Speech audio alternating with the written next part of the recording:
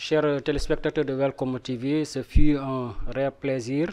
Nous ñëwaat encore sur une émission sportive reprendre aussi notre numéro ma leen di jox information ci wàllum sport. May souhaiter de passage aussi nos lions yi nga xamante ne ñuy évoluer Angleterre ma leen di souhaiter bonne et heureuse année. Par de sport le Boxing Day ni mu fas yéene waxtaan ci maanaam nos lions yi nga xamante ne ñu ngi évoluer foofu. On a vu que nos lions bien vrai ñi ngi def ay jaloore fële Angleterre mais on a vu que leur performance à la fin de l'année n'était pas à leur faveur. Su ma la waxee le dernier match ce qui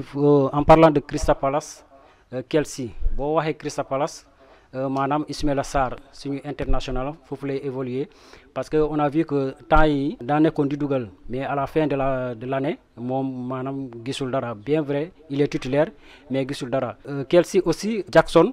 moom moo nekkoon foofu comme attaquant de pointe muy dugal mais à la fin de l'année on a vu que Chelsea avec Jackson dara baaxul moo tax man wax ci maanaam seen dernier match Crystal Palace Chelsea. Encore une contre-performance pour Chelsea, 4e, accroché par Crystal Palace qui est 15e, après avoir pourtant dominé la première acte. Moi, Chelsea m'a dominé le premier acte du mois, après le but de Palmer.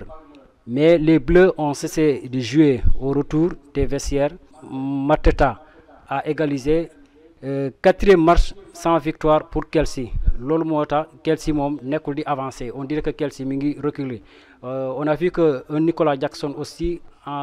du terminer match am parce que à un certain moment gars yi da nga koy remplacer xam nga loolu tamit mën na indi frustration on ne sait pas mais ñu koy ñaanal tamit mu continuer ci lancer boobu parce que loolu am na solo la pour suñu équipe nationale ñu war a dem fallait ku jouer Coupe d'Afrique. Bu ñu jógee Chelsea Crystal Palace dañuy dem Tottenham boo soo waxee Tottenham maanaam Pape Matar waa suñu international tamit mi ngi def ay kii jaloore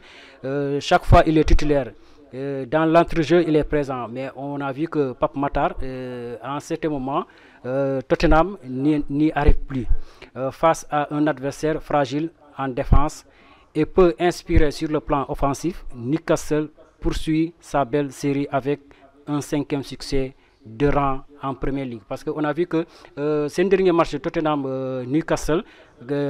moo leen gagné par 2-0. On a vu Anthony Gordon xamante très performant à l'attaque. On a vu Alexandre Isak qui est en forme c'est l'homme en forme de Newcastle. Démb tamit li ñu waxee maanaam one cup mooy Newcastle football na ak Arsenal. Mais on a vu que Newcastle xamante ne beneen facette Newcastle moo mujjee gagné match boobu contre Arsenal par 2-0 ñaari bi yooyu Isaac daf ki impliqué loolu moo tax Isaac moo franchement Angleterre mi ngi def ay jaloore bu baax mooy Isaac c'est un attaquant comment dire de la Suisse moom tamit Angleterre ñu bëri ay club ñu bëri ñu koy xëccoo. Ñuy ñaanal aussi suñu international Pape Matar pour mun a góorgóorlu parce que loolu tamit day andi performance suñu équipe nationale xamante ne dafa war a dem fale ci Coupe d'Afrique. Bu ñu jógee Tottenham Newcastle dañuy dem City parce que on a vu que City était une proie facile pour en Premier League parce que on a vu que City mooy temps yi passé. À chaque fois bu ñu daggee beneen équipe City dafay City des pairs dem na mais à la fin kenn xamul peut-être la formule de Pep Guardiola mooy seen entraîneur City dafa perdre repère am kenn xamul peut-être am na frustration ou bien mu war a am changement de discours dans les vestiaires on ne sait pas qu'est-ce qui s'est passé mais on a vu que un City qui confirme son regain de force en écrasant West Ham mooy seen dernier match mooy ñaari match yi ci Boxing Day on a vu que City mi ngi revenir en forme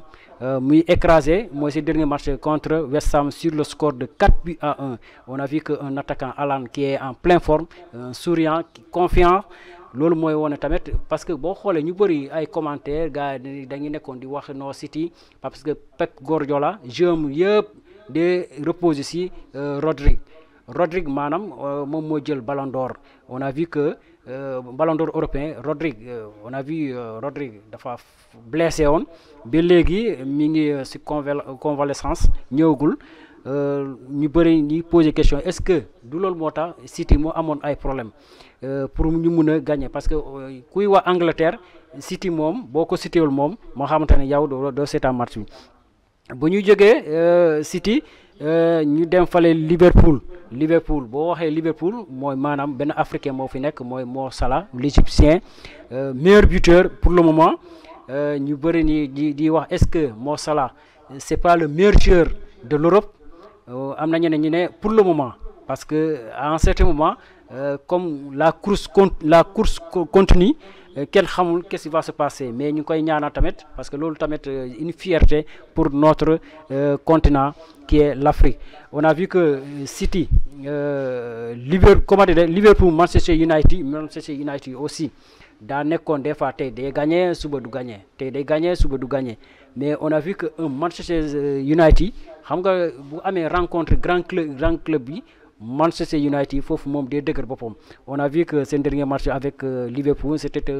un derby d'Angleterre, un derby de folie. On a vu que les deux équipes se sont soldées sur le score de 2 buts partout. Man remercier aussi